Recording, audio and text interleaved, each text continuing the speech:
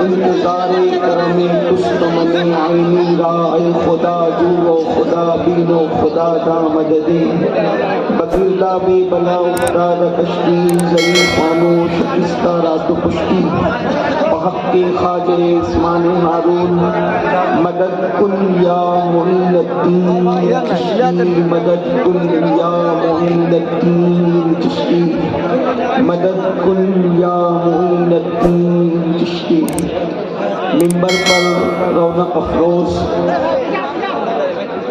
شہزاد حضور اشرف الاولیاء مخدوم گرامی قدر حضرت علامہ سید جلال الدین اشرف صاحب قادری میاں، مخدوم گرامی قدر شہزاد حضور اشرف العلماء حضرت علامہ سید خالد اشرف صاحب قبلہ مدظ اللہ العالی، میرے بھائی سید یاسین باپو و جمیع عرش مقام سادات کرام، علماء ذوی الاحترام، حاضرین محفل، پردہ نشین ماں اور بہنوں، السلام علیکم ورحمۃ اللہ وبرکاتہ۔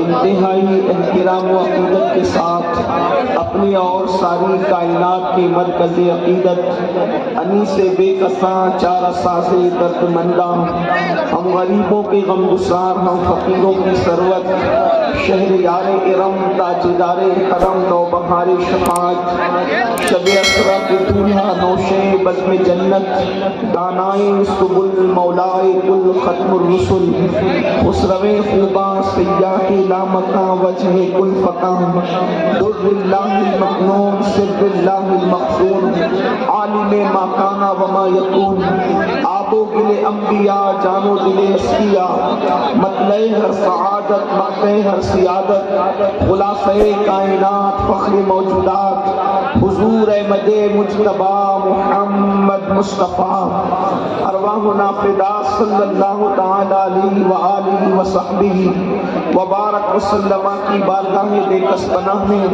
جس طریقے سے پڑھاؤں بلند آواز سے میرے ساتھ مل کر پڑھیں، الصلاۃ والسلام علیک یا رسول اللہ، الصلاۃ والسلام علیک یا نبی اللہ، الصلاۃ والسلام علیک یا حبیب اللہ، وعلی آلک واصحابک یا نور اللہ، صلی اللہ تعالی علیہ وسلم۔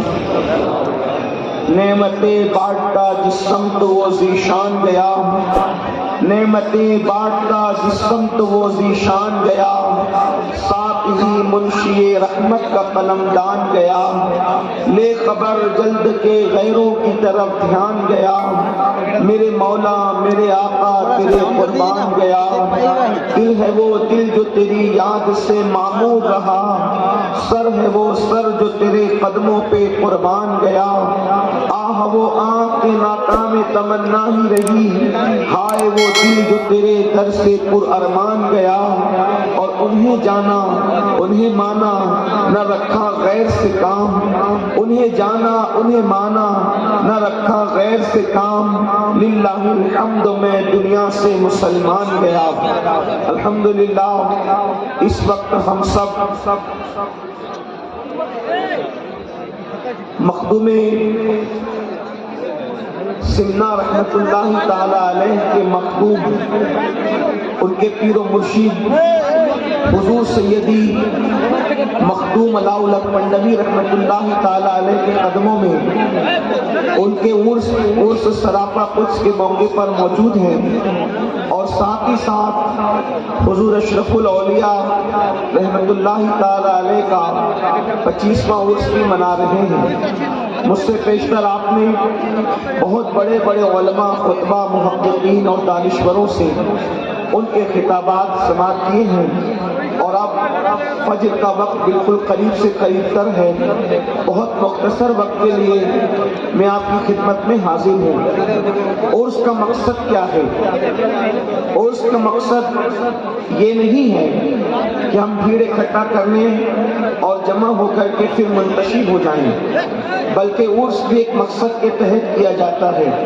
ہمارے بزرگوں نے، بزرگان دین کے آراس کی جو بنا ڈالی ہے، اس کا مقصد یہ ہے کہ یہ بزرگان دین جن راہوں پر چل کر، جن خطوط کو اپنے لیے انہوں نے مشعل راہ بنایا، اس پر چل کر وہ اللہ تک پہنچے، ان کی زندگیوں کا تذکرہ کیا جائے اور وہ کس طریقے سے کامیاب ہوئے، انہوں نے کس طریقے سے استقامت فی الدین کا مظاہرہ کیا، انہوں نے کس طریقے سے اللہ کے دین پر عمل کیا، انہوں نے کس طریقے سے دین کی خدمت کی. یہ ساری چیزوں کو بیان کرنے کے لیے تاکہ ہمیں احساس ہو کہ یہ اللہ کا دین جو ہم تک پہنچا ہے وہ صرف چند رسومات کی بنیاد پر نہیں، بلکہ اس میں کسی کا خون جگر ہے، اس میں کسی کی شبانہ روز محنتیں ہیں. اسی پنڈوا شریف کی سرزمین کو آپ دیکھ لیں، تقریباً آج سے کم و بیش 7 صدی پہلے ایک مرد قلندر آیا ہوگا، اور آنے کے بعد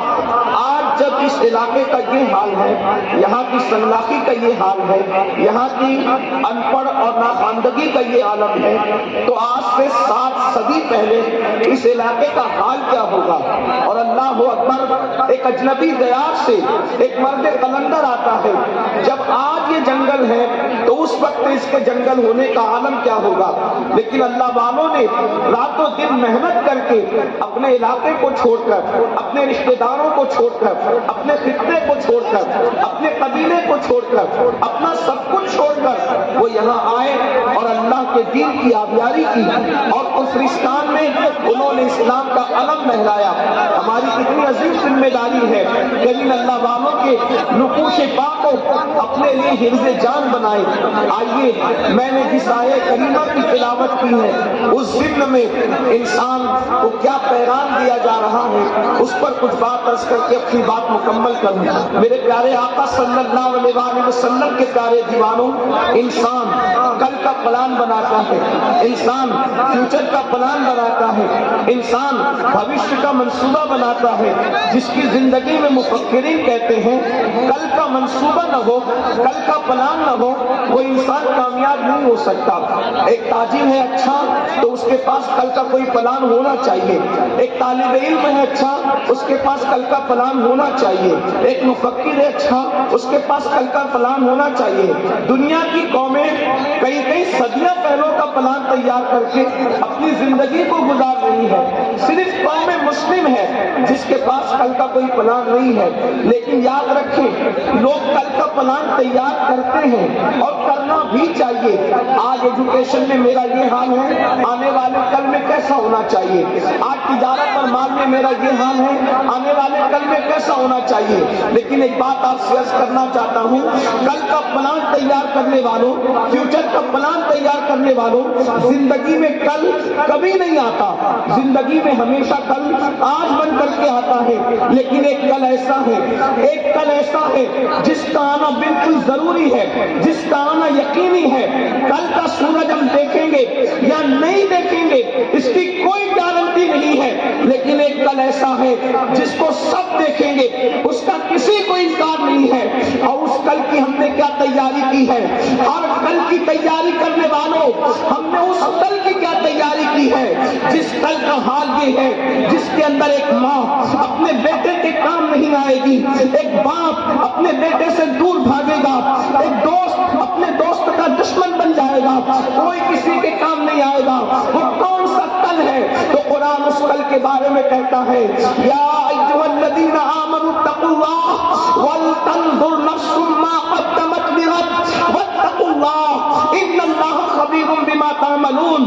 کہ ایمان والو، اللہ سے ڈرو اور کل کے لیے کیا روانہ کر رہے ہو، کل کے لیے کیا بھیج رہے ہو، اس سلسلے میں غور کرو. اپنی جان کے لیے، اپنے نفس کے لیے تم نے کل کے لیے کیا عمل کیا، کیا روانہ کیا، اس سلسلے میں غور کرو. وہ کون سا کل ہے جس کی تیاری کا حکم قرآن دے رہا ہے؟ وہ کون سا کل ہے جس کے لیے اپنے نفس کی تیاری کے لیے قرآن ہمیں دعوت فکر دے دے رہا ہے، ہاں وہ وہی کل ہے جس کو میدان محشر کہتے ہیں، جس کو یوم حساب کہتے ہیں۔ میرے آقا علیہ السلام کے پیارے دیوانوں، اپنے کمروں کی اے سی میں آخرت کو بھولنے والوں، بناوٹوں کے اندر آخرت کو بھولنے والوں، کھانے پینے میں آخرت کو بھولنے والوں، زندگی کی رنگینیوں میں آخرت کو بھولنے والوں، مجھے بتاؤ اس کل کے لیے ہم نے کیا تیاری کی ہے جس کے لیے قرآن کہہ رہا ہے کہ تم نے کل کے لیے اپنے نفس کے لیے کیا روانہ کیا؟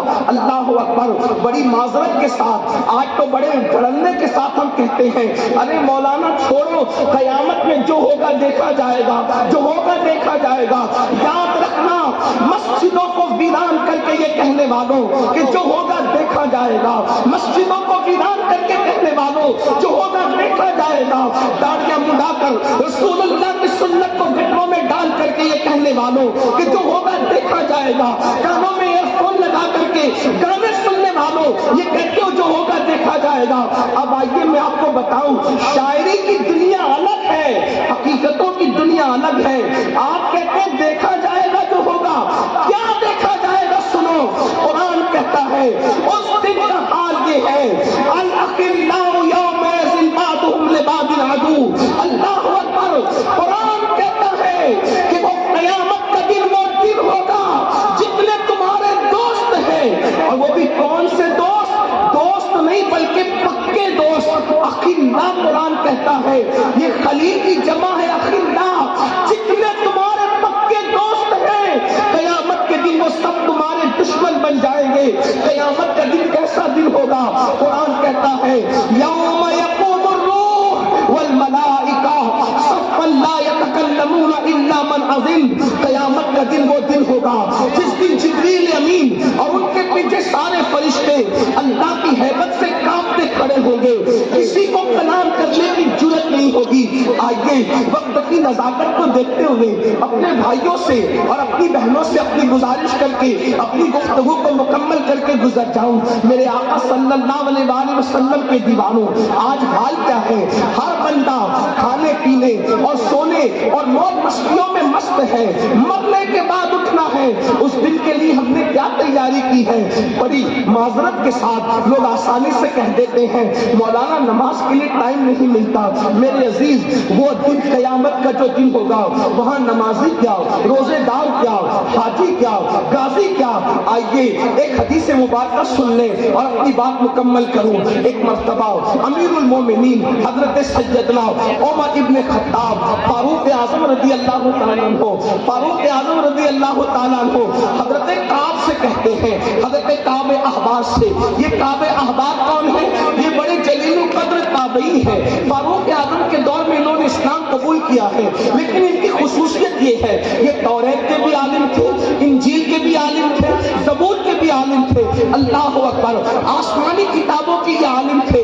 حضرت سیدنا فاروق اعظم حضرت کعب سے کہتے ہیں اے کعب ذرا مجھے ایسی باتیں سناؤ جس کی وجہ سے میرے دل میں اللہ کا ڈر مزید پیدا ہو، اللہ کی خشیت مزید پیدا ہو، اللہ کا خوف مزید پیدا ہو۔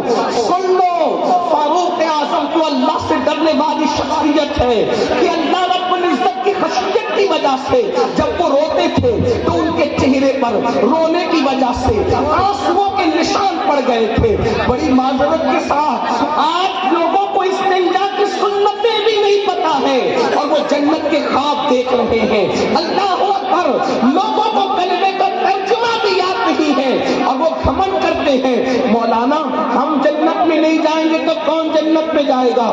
یاد رکھو، جن کو رسول اللہ نے جنت کی بشارتیں دی ہے وہ قیامت کو یاد کر کے کیسے روتے ہیں؟ سیدنا صدیق اکبر۔ کون صدیق اکبر؟ جن کے بارے میں پوری امت کے جمہور کا یہ عقیدہ ہے افضل البشر بعد الانبیاء بالتحقیق، جس کو رسول اللہ نے اپنی ظاہری حیات میں اپنے مسلح امامت میں کھڑا کیا، وہ ابو بکر صدیق جو صحابہ کا امام ہے، وہ صدیق اکبر کہتے ہیں کاش میری ماں نے مجھے انسان کی شکل میں پیدا نہ کیا ہوتا، میں کسی مومن کے سینے کا ایک بال ہوتا تاکہ قیامت کے دن اللہ کی بارگاہ میں حساب دینے سے بچ جاتا، قیامت کے دن اللہ کی بارگاہ میں جواب بچ جاتا.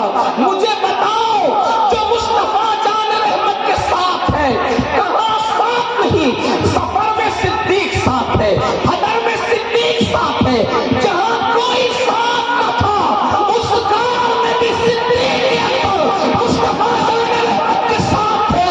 اور آج بھی بازار میں مصطفیٰ جان رحمت کے ساتھ آرام کر رہے ہیں. اس کے باوجود بھی اللہ اکبر، اس کے باوجود بھی صدیق اکبر، ان کے قیامت کے دن کی کیفیت کیا ہے؟